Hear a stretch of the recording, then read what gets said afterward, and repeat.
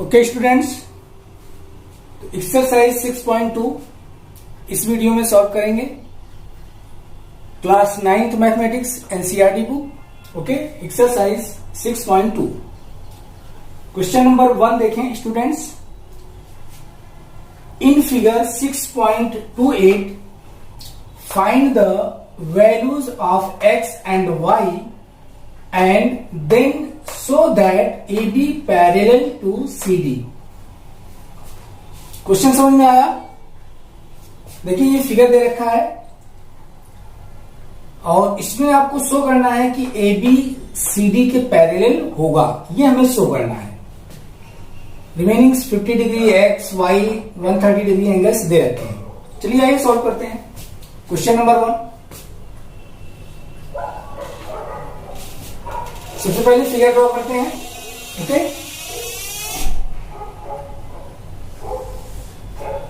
Line A B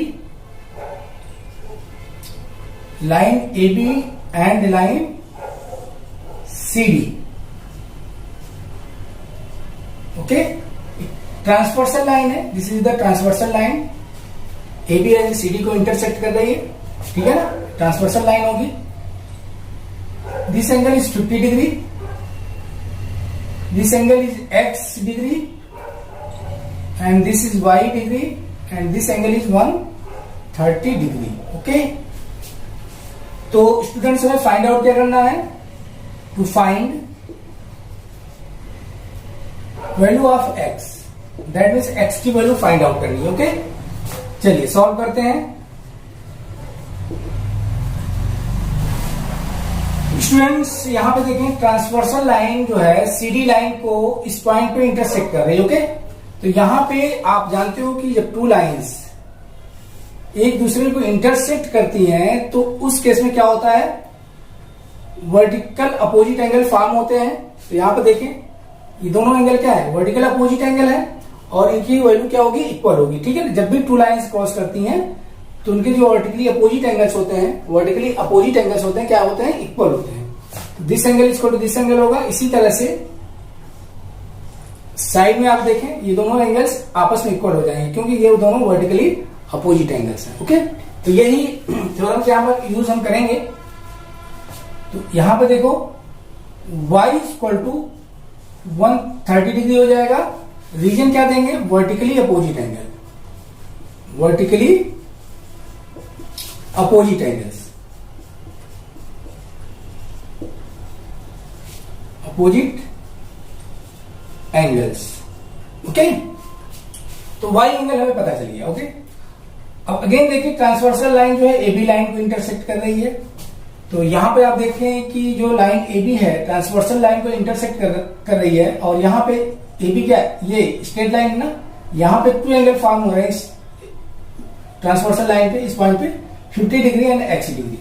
तो यहां पे देखो x और x plus 50 degree equal to क्या होगा? 180 होगा। क्यों? क्योंकि ये दोनों एंगल क्या है? लीनियर पेयर एंगल्स हैं ना। x plus 50 degree equal to 180 degree होगा। क्यों होगा? दोनों लीनियर पेयर एंगल है, दोनों का सम करोगे तो 180 डिग्री एंगल मिल जाएगा। ठीक है ना, तो linear pair angles, linear pair angles. Okay, यहां पर बच्चों देखो, इसे एक स्ट्रेट लाइन है ना, यहां पे कोई रे स्टैंड अगर इस तरह से कर रही है तो ये जो एंगल फॉर्म होंगे, this angle plus this angle, मान लो एंगल x है y है, इन दोनों का सम क्या होगा? 180 डिग्री होगा। ठीक है ना, क्योंकि दोनों एंगल क्या होते हैं? लीनियर पेयर एंगल्स होते हैं। तो x plus 50 equal to 180 degree हो गया। यहां से x की वैल्यू हम फाइंड आउट कर सकते हैं। x को रहने दे, 50 को ट्रांसफर करो राइट साइड में, क्या हो जाएगा? 180 माइनस 50, 180 माइनस 50 क्या होगा? 130 डिग्री। x की वैल्यू आ गई 130 डिग्री। ओके, यहां पे देखो, angle x equal to angle y है ना, since angle x equal to angle y equal to 130 degree, दोनों है।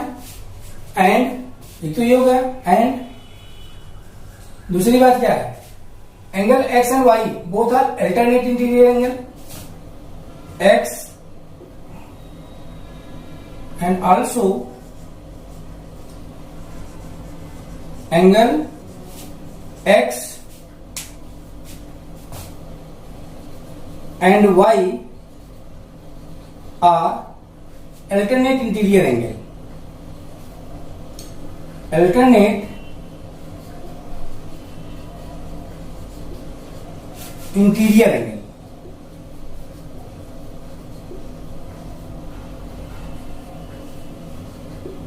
ओके बच्चों, समझ में आया? यहां पर देखें A B C D two lines हैं। This is the transversal line जो दोनों लाइन को इंटरसेक्ट कर रही है। तो यहां पर देखा angle y equal to 130 degree होगा। क्यों होगा? क्योंकि ट्रांसवर्सल लाइन और सीडी लाइन एक दूसरे को इंटरसेक्ट कर रही है, तो इस केस में दोनों वर्टिकली अपोजिट एंगल्स होंगे। ठीक है, तो यहां से वाई इक्वल टू 130 डिग्री आ गया। रीजन बता दिया, वर्टिकली अपोजिट एंगल्स। क्लियर है? X plus 50 degree equal to 180 degree होगा। लीनियर पेयर एंगल्स हैं। ठीक है, क्योंकि ये transversal line A B line को इंटरसेक्ट कर रही है और यहाँ पे ये दोनों एंगल क्या है, इनका सम 180 डिग्री है। तो लीनियर पेयर एंगल्स हैं। यहां से एक्स की वैल्यू हमने निकाल लिया। एक्स इक्वल टू क्या हो जाएगा, 50 को राइट साइड में ट्रांसफर कर देंगे तो 180 माइनस 50 130 डिग्री आ गया। ओके, एक्स और वाई दोनों की वैल्यू हमें जो है मिल गई। तो एक तो एक्स फाइंड आउट करना था, एक्स आपने फाइंड आउट कर लिया 130 डिग्री। ठीक है, एक्स की वैल्यू आ गई। सेकेंड केस में यहाँ पे शो कर रहा है कि also show that A B parallel to C D, मतलब कि इसी में आपको शो करना है A B parallel to C D, ये भी शो करना है। ओके, तो यहां पर देखें स्टूडेंट्स, एक्स और वाई दोनों की वैल्यू सेम है। X equal y equal to 130 degree. Okay, also अगर यहां पे फिगर में देखें कि x angle x and y क्या है, अल्टरनेट इंटीरियर एंगल है, बता दो। And also angle x and Y are alternate interior angles. देखो, जब अल्टरनेट इंटीरियर एंगल्स आपस में इक्वल होते हैं तो क्या होगा, उस केस में ए बी लाइन और सी डी लाइन क्या होंगी, पैरेलल होंगी।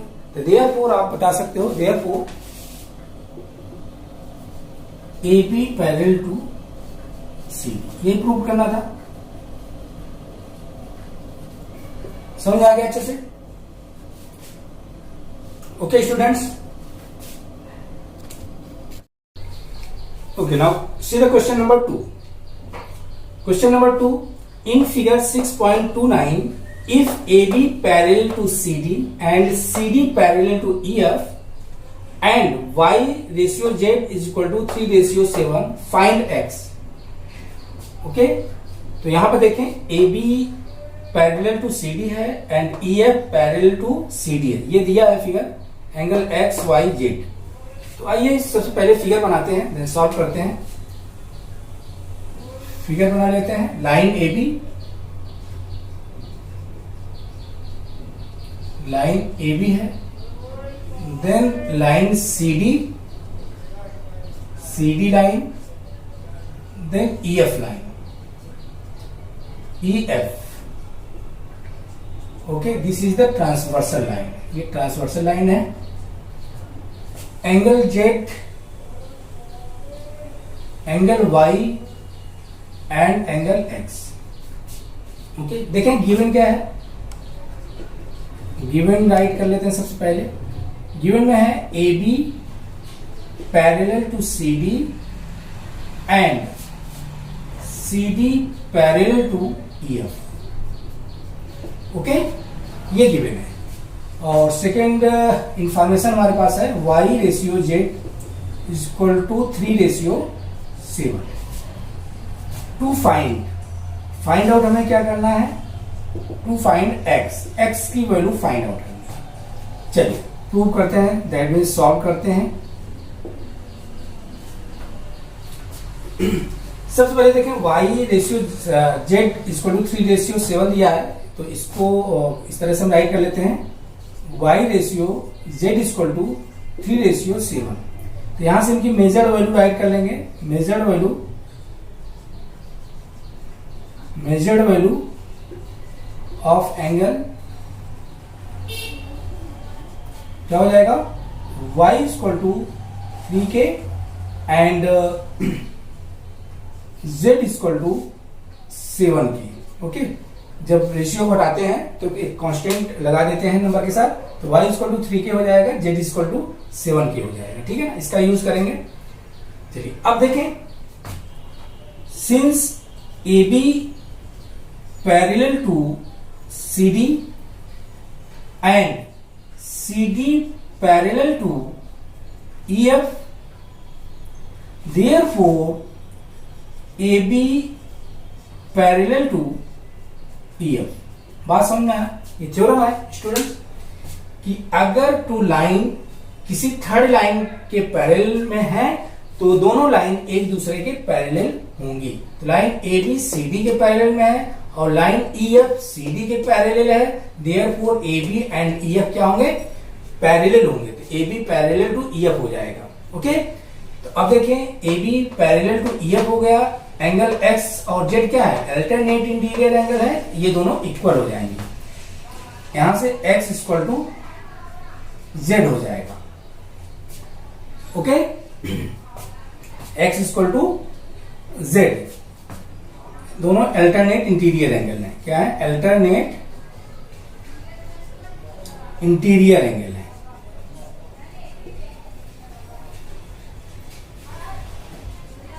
ओके, और साथ में कंडीशन ये भी कि AB पैरेलल टू EF है, AB पैरेलल टू EF है, देयरफॉर दोनों की वैल्यू क्या होगी? इक्वल होगी। ओके,